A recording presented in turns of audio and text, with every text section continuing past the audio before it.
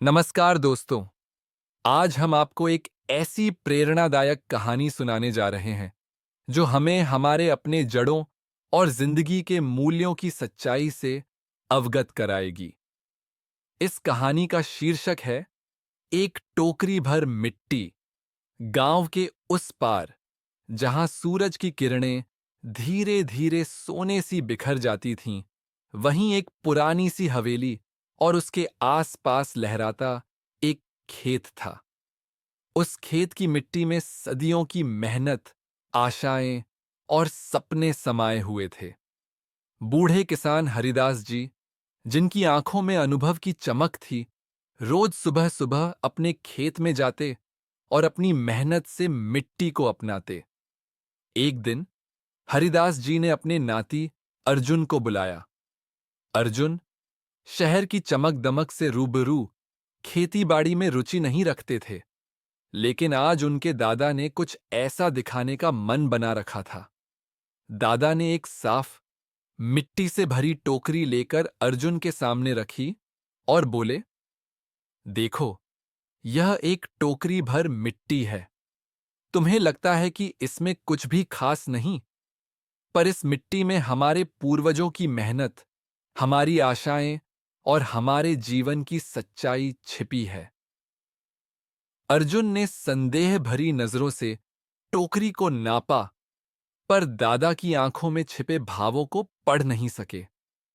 दादा ने आगे कहा, जब तुम बड़े हो जाओगे और यह गांव छोड़कर शहर की ओर रुख करोगे, तो यह मिट्टी तुम्हें याद दिलाएगी कि असली दौलत क्या है।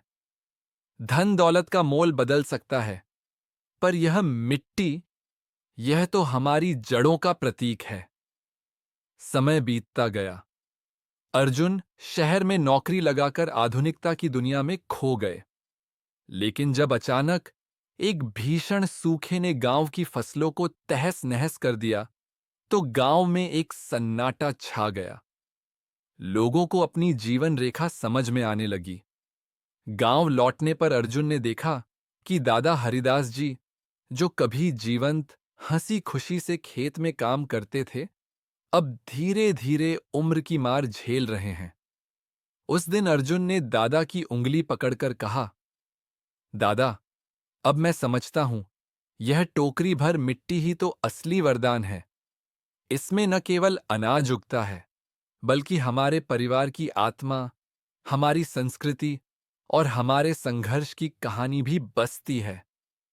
दादा ने धीरे से मुस्कुराते हुए उत्तर दिया, बेटा, जब तुमने इस मिट्टी को समझ लिया, तब समझो कि तुमने अपने जीवन का सबसे अनमोल धन पा लिया। और यूं उस टोकरी भर मिट्टी ने अर्जुन के मन में एक नई जागृति पैदा की।